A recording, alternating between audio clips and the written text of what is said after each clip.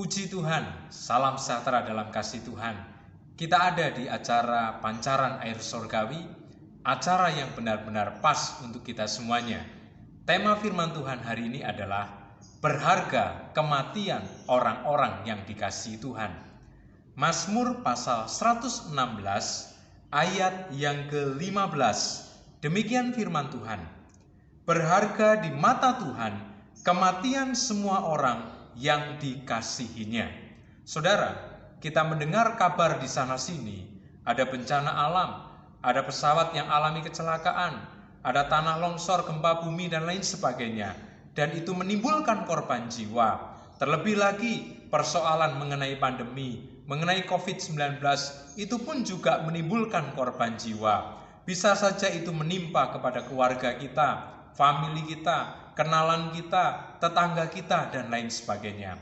Tentu saja ketika semuanya itu menimbulkan korban jiwa, mendatangkan kesedihan, mendatangkan duka cita. Tetapi mari kita akan melihat kepada kebenaran firman Tuhan, khusus mengenai kematian orang-orang percaya, kematian orang-orang yang dikasihi Tuhan. Dengan tegas, pemazmur berkata, berharga kematian orang-orang yang dikasihinya. Saudara, sedikitnya ada 3 alasan kenapa firman Tuhan mengatakan demikian. Kita akan mulai untuk melihat alasan yang pertama. Kita akan telusuri terlebih dahulu mulai ayat yang ketiga. Mazmur 116 ayat yang ketiga. Demikian firman Tuhan. Tali-tali maut telah meliliti aku, dan kegentaran terhadap dunia orang mati menimpa aku. Aku mengalami kesesakan dan kedukaan. Tetapi aku menyerukan nama Tuhan. Ya Tuhan, luputkanlah kiranya aku. Kita lihat ayat yang ke-8.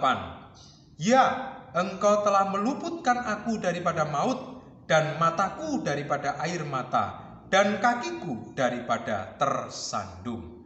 Saudara, ketika kita memperhatikan ayat-ayat yang ada di atas, maka kita memperoleh informasi bahwa pemazmur pernah mengalami keadaan yang hampir mati. Lalu kemudian dia berseru kepada Tuhan, dan Tuhan meluputkan dia dari maut. Lalu kemudian dia berkata di ayat yang ke-15 bahwa berharga kematian orang-orang yang dikasihinya. Dia mau mengatakan seperti ini, kalaupun aku harus mati, kalaupun Tuhan tidak menolong aku, tetapi aku adalah orang yang dikasihi, maka aku berharga di matanya. Bahkan kematianku berharga di matanya.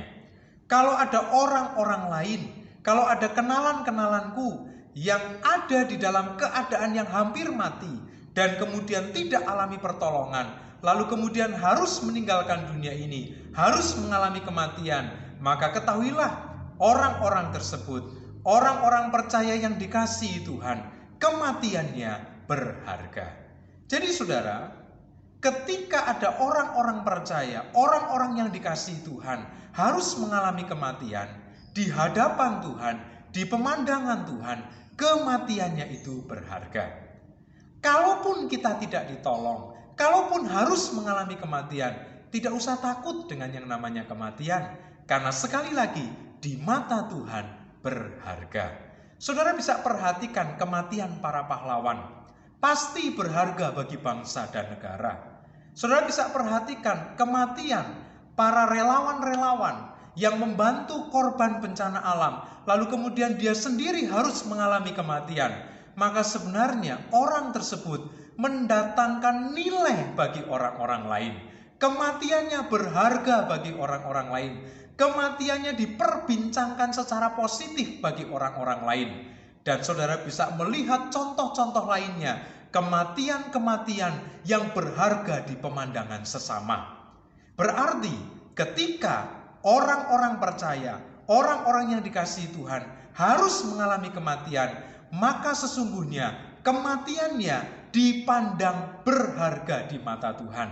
Kematiannya diperbincangkan positif di kalangan makhluk-makhluk sorga. Karena kita adalah orang-orang percaya dan orang-orang yang dikasihinya.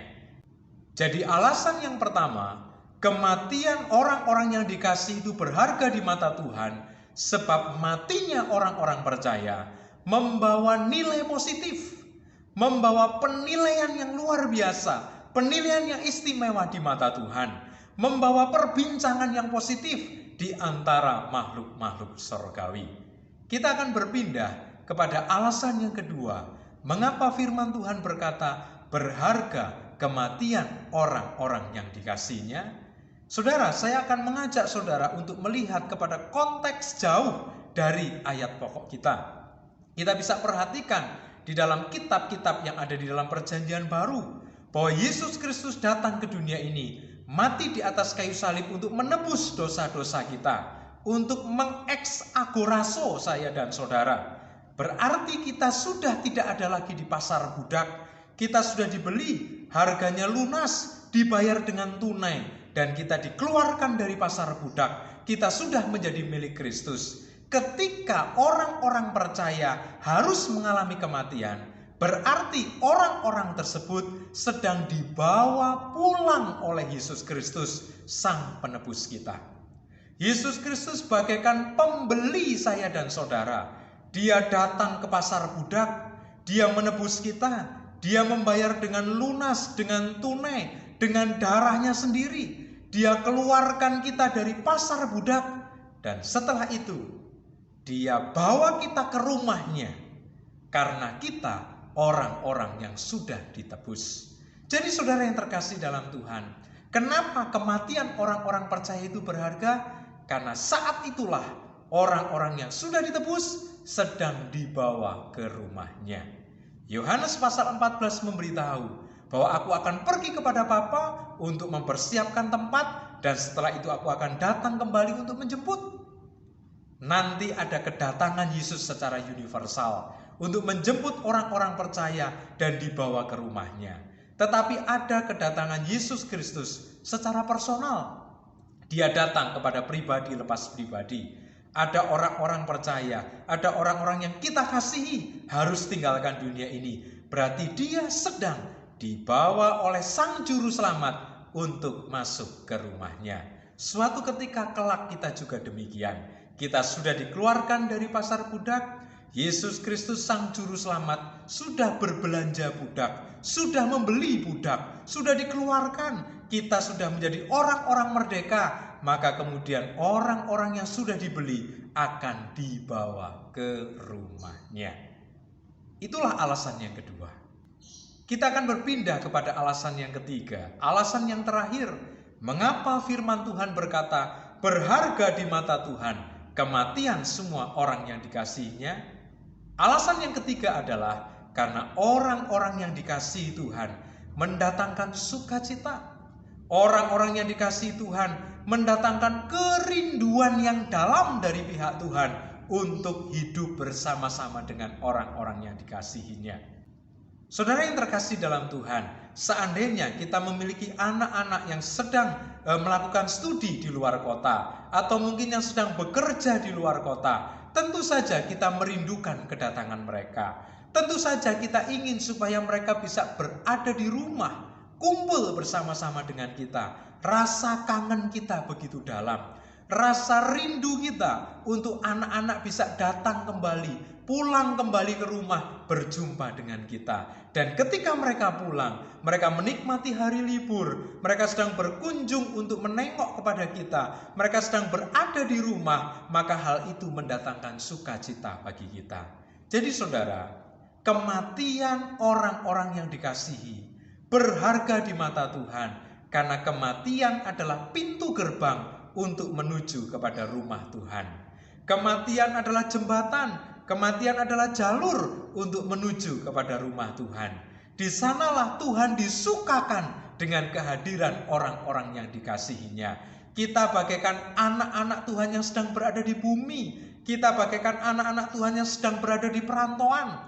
Saatnya harus pulang, saatnya Sang Bapa memanggil pulang, maka kita harus pulang. Dan kehadiran kita mendatangkan sukacita, karena rasa kangen Bapa di sorga terobati ketika kita hadir di rumahnya.